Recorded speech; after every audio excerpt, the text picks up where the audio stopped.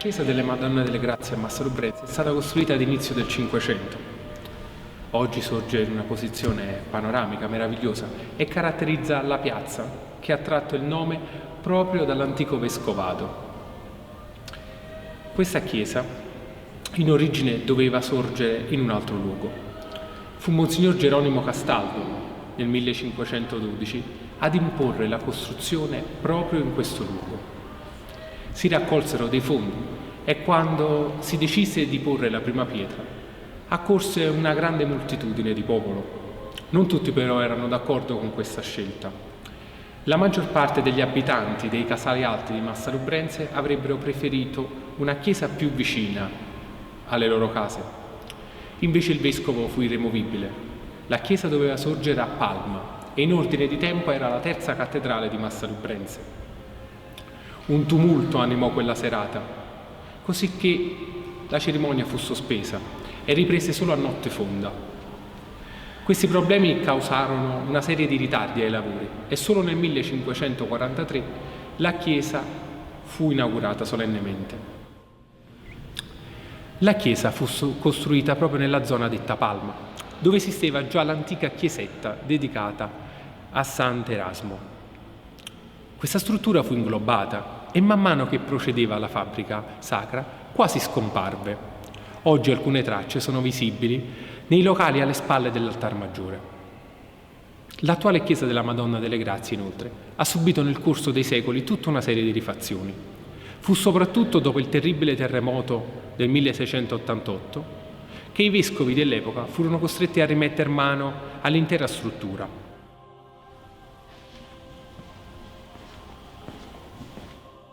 Al di sopra dell'altare maggiore, che è una magnifica opera del Settecento, spicca un minuscolo quadro. Ovviamente adesso le misure sono davvero piccole e quasi non rendono la bellezza dell'opera.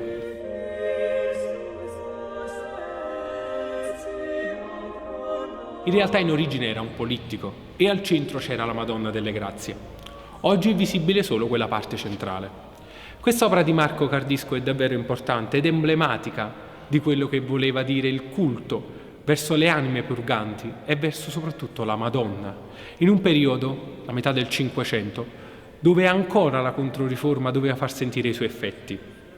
Sembra quasi impossibile vederla da vicino. Eppure nel quadro la Madonna ha un seno nudo, scoperto, da cui cola del latte. Questo latte dà refrigerio nella parte bassa del quadro alle anime del purgatorio. Una visione estatica meravigliosa che nel corso degli anni ha ispirato davvero decine di soggetti. Ha ispirato soprattutto le preghiere verso le anime purganti, verso coloro che ci avevano lasciato e che nel purgatorio erano costretti a pagare delle pene simili a quelle dell'inferno, ma con una data di fine. Ad un certo momento avrebbero scontato tutti i loro peccati e sarebbero giunti al cospetto di Dio in paradiso. Ebbene, il latte della Madonna che colava dal seno aveva questa funzione, di accorciare ancora di più la permanenza in purgatorio.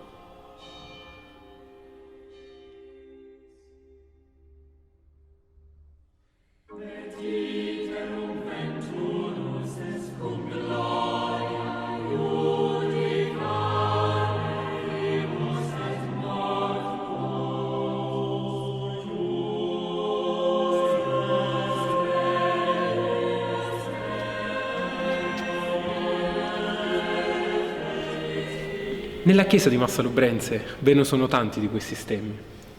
È lo stemma di Monsignor Giuseppe Bellotti, uno dei più importanti vescovi, uno dei più importanti pastori della chiesa lubrense. Nella seconda metà del Settecento fu lui che riuscì a far cambiare gusto all'intero edificio ecclesiastico. A lui infatti si deve non solo l'abbellimento della sacrestia, ma anche e soprattutto l'installazione delle riggiole dipinte. Fu lui probabilmente che conosceva già da quando era sacerdote a Napoli, l'abilità della famiglia Chiaiese, a volere per la Chiesa uno degli impiantiti più belli. L'impiantito che oggi purtroppo sopravvive soltanto nell'area del presbiterio.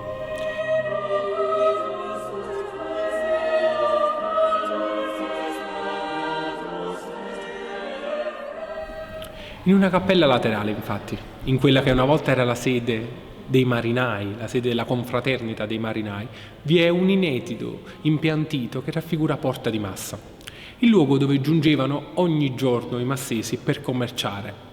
E proprio nella capitale, nella ricca e opulenta Napoli, ogni giorno portavano derrate alimentari e tutto ciò che veniva prodotto nella verde Massalubrense. Ma a Monsignor Bellotti dobbiamo tanto altro. Dobbiamo i lavori all'Episcopio, che non si possono sicuramente tralasciare, e dobbiamo anche l'arricchimento di tutti gli arredi sacri dell'antica cattedrale di Massalubrense.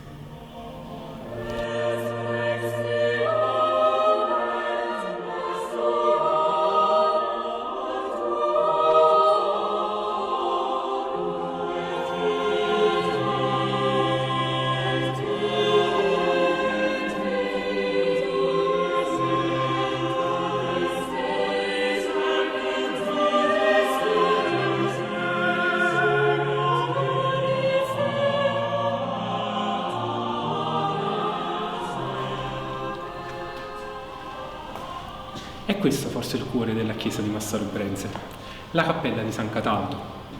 Come potete vedere, l'impiantito raffigura lo stemma di Monsignor Bellotti, il prelato che vuole il trasferimento del santo a fianco proprio dell'altar maggiore, alla sinistra dell'altar maggiore. Invece il busto reliquiario, che viene ancora solennemente portato in processione, risale al 600. È un'opera di alcuni ignoti argentini napoletani, ma che riveste un fascino davvero particolare. I massesi sono legatissimi a questo santo, tanto da aver chiesto alla stessa Taranto alcune reliquie che sono conservate proprio al di sotto del busto reliquiario.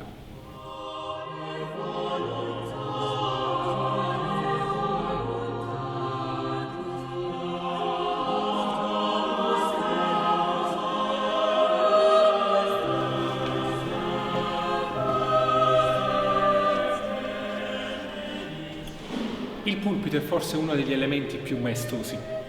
Oggi non ce ne spieghiamo più il significato, ma una volta aveva una funzione ben precisa nell'antica liturgia. Serviva a proclamare la parola di Dio. E questo meraviglioso pulpito fu messo in opera da Monsignor Centino nel corso del 600. Poi, nel corso del 700, fu sempre Monsignor Bellotti a metterci nuovamente mano, tanto da lasciarci il suo solito stemma.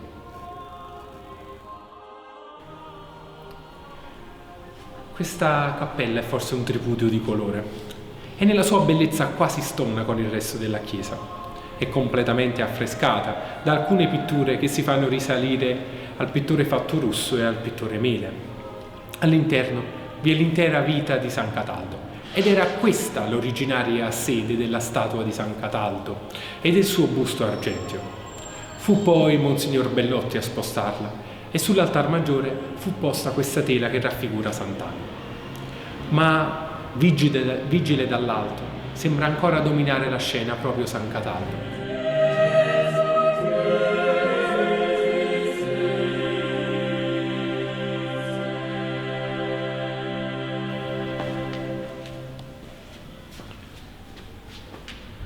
La famiglia Maldacea, gli antichi patroni di questa cappella, incaricarono nel 600 Francesco de Mura di dipingere questo meraviglioso quadro. Si tratta di una Madonna con bambino tra i santi Nicola e San Giacomo, particolarmente elegante nella sua riuscita. Ma particolarmente eleganti sono anche due quadretti laterali posti proprio ai lati della cappella.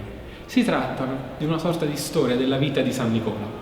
Fu dipinta dal pittore Pietro del Po ed è una delle uniche opere del genere sopravvissute a Massalubrense.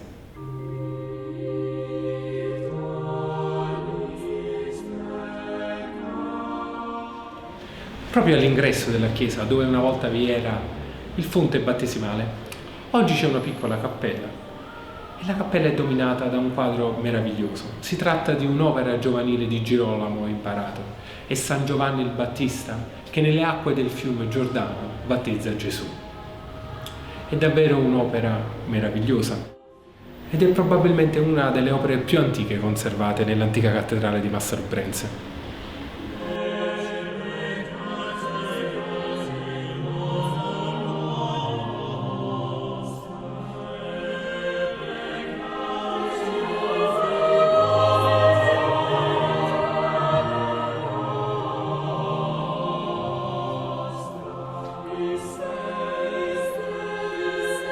La sagrestia è forse uno dei capolavori della chiesa di Massa Lubrense.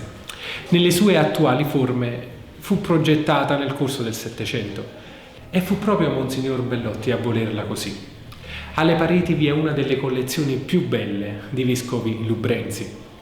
Ovviamente i loro volti non sono reali, forse appartengono ad alcuni cittadini di Massa Lubrense che nel Settecento si trovavano qui sulla piazza e che forse il pittore vide.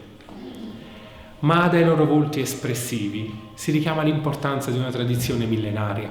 L'episcopato lubrense infatti risaliva alla metà dell'anno 1000 e fino al 1818 è stato un elemento di unione per Massa Lubrense.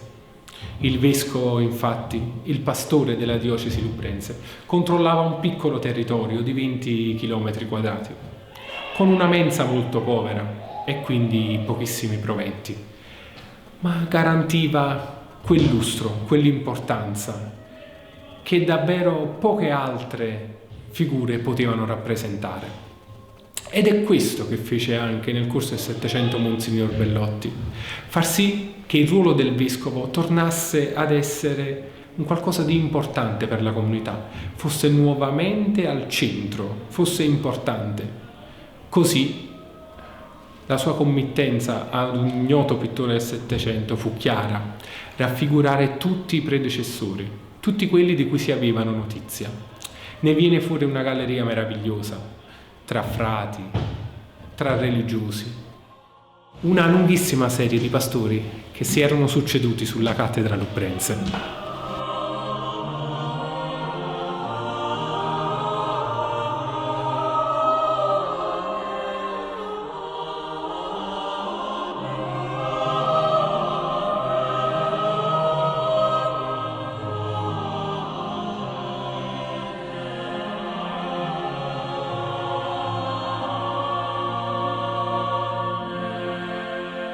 Eccoli i pastori più importanti. Monsignor Bellotti, che tanto fece per il lustro della cattedrale, fu il penultimo vescovo di Massa, mentre invece Monsignor Vassallo fu l'ultimo. Era un monaco di Montevergine e fu l'ultimo religioso a sedere sulla cattedra lubrense. Dopo di lui, dopo la sua morte, la diocesi rimase sede vacante, fino a quando nel 1818 non fu soppressa e aggregata all'arcidiocesi di Sorrento. Finiva quindi con Monsignor Vassallo una tradizione lunghissima e finiva quel lustro e quella centralità che aveva caratterizzato la chiesa di Massa Lubrense. Quando noi la chiamiamo antica cattedrale è proprio perché per più di 800 anni vi era stato un vescovo a Massa, un vescovo con tutto ciò che comportava una carica del genere, dal punto di vista dell'importanza, anche dal punto di vista religioso.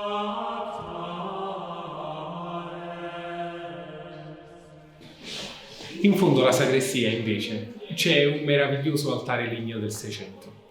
All'interno c'è una preziosissima reliquia di San Gennaro.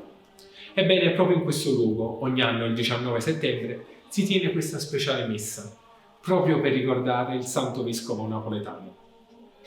E questo ancor di più lega Massa Lubrense a Napoli, un legame che nel corso dei secoli era andato crescendo e molti dei pastori della diocesi lubrense erano napoletani, avevano ricoperto a Napoli importanti incarichi, erano quindi stati membri di quel clero napoletano che era riuscito a far carriera ed era arrivata in una diocesi sì povera, ma meravigliosa, in un luogo meraviglioso, in un vero e proprio paradiso terrestre.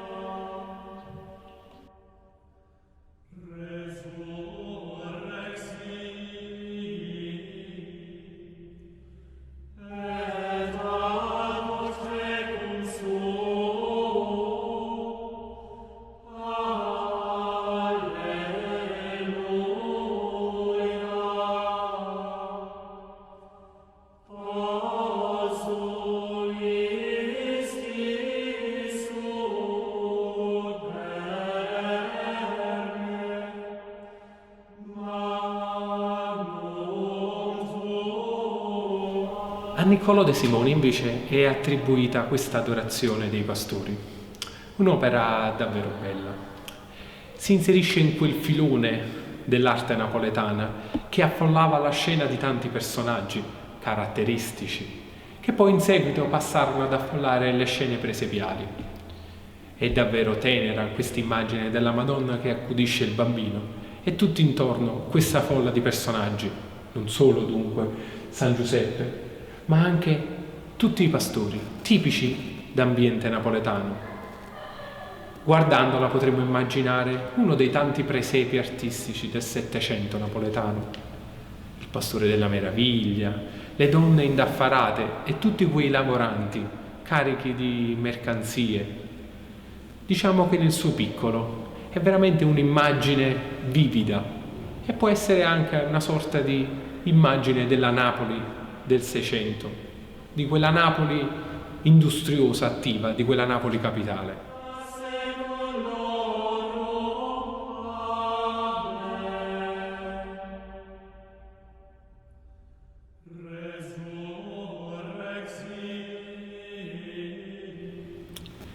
Dell'impiantito settecentesco meraviglioso ormai si conserva solo una parte, è quella presente nell'area del presbiterio. Nelle invece 3 navate centrali l'impiantito è stato sostituito a cavallo tra gli anni 60 e 70.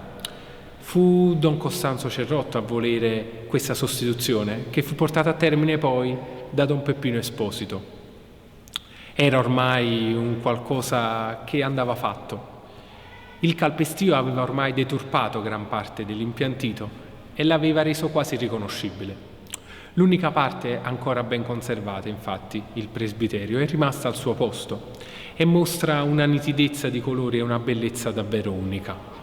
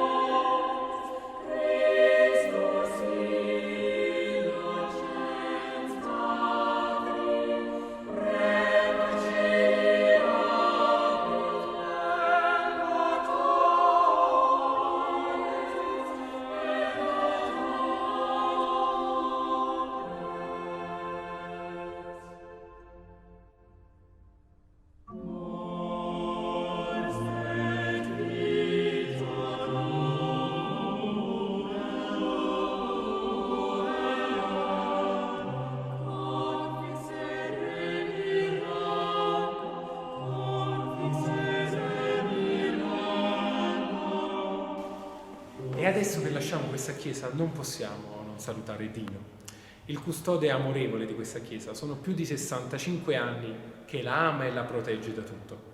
Noi lo salutiamo augurandogli ancora a lungo di rimanere qua e di preservare la bellezza di questi luoghi che conosce benissimo. Allora, ciao Dino.